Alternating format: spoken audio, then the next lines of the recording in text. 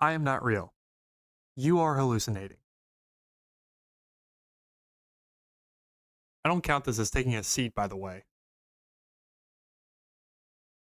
What? Well, while I got you here, how about a bedtime story? I think I got a really good book this time. Just rest your head, relax, and allow me to tell you the creepy story of... Hey, that's my thing.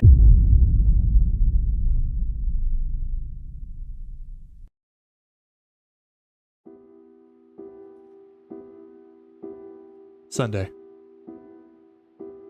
I'm not sure why I'm writing this down on paper and not on my computer. I guess I've just noticed some odd things. It's not that I don't trust the computer, I just need to organize my thoughts. I need to get down all the details somewhere objective, somewhere I know that what I write can't be deleted or changed. Now that that's happened.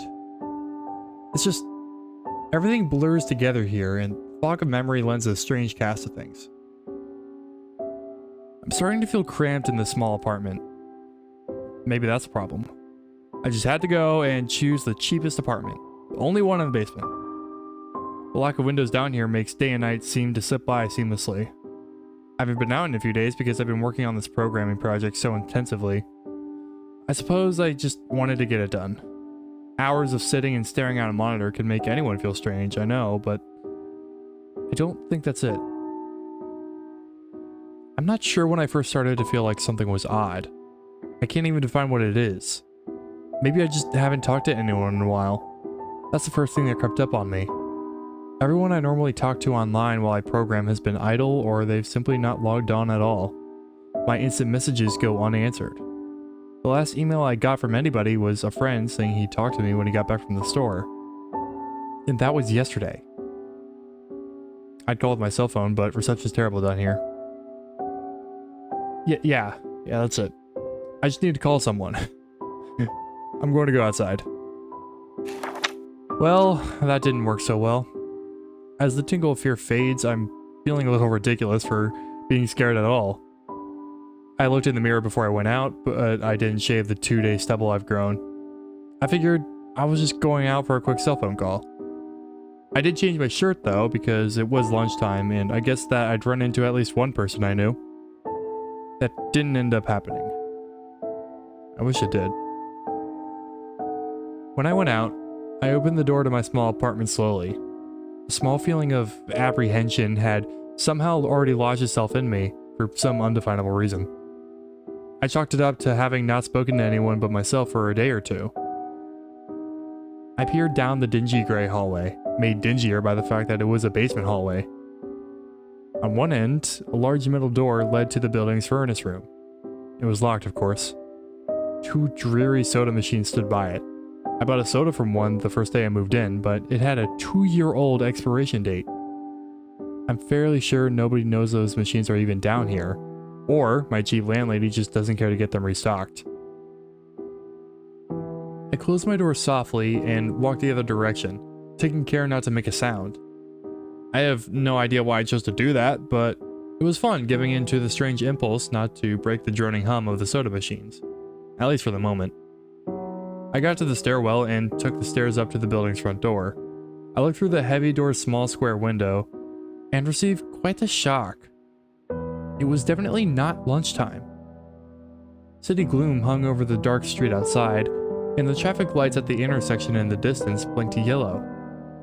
Dim clouds, purple and black from the glow of the city, hung overhead. Nothing moved, save for the few sidewalk trees that shifted in the wind. I remember shivering, though I wasn't cold. Maybe it was the wind outside. I could vaguely hear it through the heavy metal door, and I knew it was that unique kind of late night wind, the kind that was constant, cold, and quiet, save for the rhythmic music it made as it passed through countless unseen tree leaves. I decided not to go outside. Instead, I lifted my cell phone to the door's little window and checked the signal meter. The bars filled up the meter, and I smiled. Time to hear someone else's voice, I remember thinking, relieved. It was such a strange thing to be afraid of nothing. I shook my head, laughing at myself silently. I hit speed dial for my best friend Amy's number and held the phone up to my ear. It rang once, but then it stopped.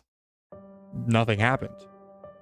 I listened to silence for a good 20 seconds, then hung up. I frowned and looked at the signal meter again. Still full. I went to dial her number again, but then my phone rang in my hand, startling me. I put it up to my ear. Hello? I asked, immediately fighting down a small shock at hearing the first spoken voice in days, even if it was my own. I had gotten used to the droning hum of the building's inner workings, my computer, and the soda machines in the hallway. There was no response to my greeting at first, but then, finally, a voice came. Hey. Said a clear male voice, obviously of college age, like me. Who is this? John, I replied, confused. Oh, sorry. Wrong number. He replied, then hung up. I lowered the phone slowly and leaned against the thick brick wall of the stairwell. That was strange. I looked at my received calls list, but the number was unfamiliar. Before I could think on it further, the phone rang loudly, shocking me yet again. This time, I looked at the caller before I answered. It was another unfamiliar number. This time, I held the phone up to my ear, but said nothing. I heard nothing but the general background noise of a phone. Then, a familiar voice broke my tension. John? Was the single word in Amy's voice. I breathed a sigh of relief. Hey, it's you, I replied. Who else would it be? She responded. Oh, the number. I'm at a party on 7th Street and my phone died just as you called me. This is someone else's phone, obviously. Oh, okay, I said. Where are you? She asked. My eyes glanced over the drab whitewashed cylinder block walls and the heavy metal door with its small window. At my building, I sighed. Just feeling cooped up. I didn't realize it was so late. You should come here. She said, laughing. Nah, I don't feel like looking for some strange place by myself in the middle of the night, I said, looking out the window at the silent, windy street that secretly scared me just a tiny bit. I think I'm just going to keep working or go to bed. Nonsense. She replied. I can come get you. Your building is close to 7th Street, right? How drunk are you? I asked lightheartedly. You know where I live. Oh, of course. She said abruptly. I guess I can't get there by walking, huh? You could if you wanted to waste half an hour, I told her. Right. She said. Okay, have to go. Good luck with your work. I lowered the phone once more, looking at the numbers flash as the call ended. Then, the droning silence suddenly reasserted itself in my ears. The two strange calls in the eerie street outside just drove home my aloneness in this empty stairwell. Perhaps from having seen too many scary movies, I had the sudden inexplicable idea that something could look in the door's window and see me, some sort of horrible entity that hovered at the edge of aloneness, just waiting to creep up on unsuspecting people that strayed too far from other human beings. I knew the fear was irrational, but nobody else was around, so I jumped down the stairs, ran down the hallway into my room, and closed the door as swiftly as I could while still staying silent. Like I said, I feel a little ridiculous for being scared of nothing, and the fear has already faded. Writing this down helps a lot. It makes me realize that nothing is wrong. It filters out half-formed thoughts and fears and leaves only cold, hard facts. It's late. I got a call from the wrong number, and Amy's phone died, so she called me back from another number. Nothing strange is happening. Still, there was something a little off about that conversation. I know it could have just been the alcohol she'd had. Or was it even her that seemed off to me? Or was it... Yes, that was it. I didn't realize it until this moment writing these things down. I knew writing things down would help. She said she was at a party, but I only heard silence in the background. Of course, that doesn't mean anything in particular, as she could have just gone outside to make the call. No, that couldn't be it either. I didn't hear the wind. I need to see if the wind is still blowing.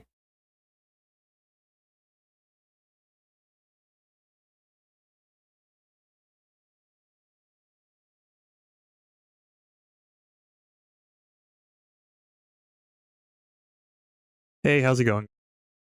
So sadly, I have to release this in parts because the project was starting to become too large for my shitty editing software. I really don't want to do this because I feel like it would be a lot more worth your wait to release one really big video.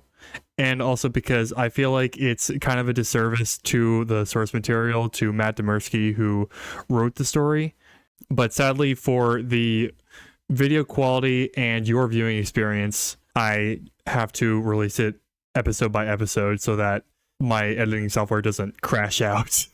But yeah, other than that, I have a Discord server. So if you would just want to come chat, say hi, I'd love to say hi to you. And, you know, sometimes I stream. I've been streaming a little less recently, but still, if you catch me while streaming, just feel free to say hello. But other than that, I hope you have a great night. Thank you.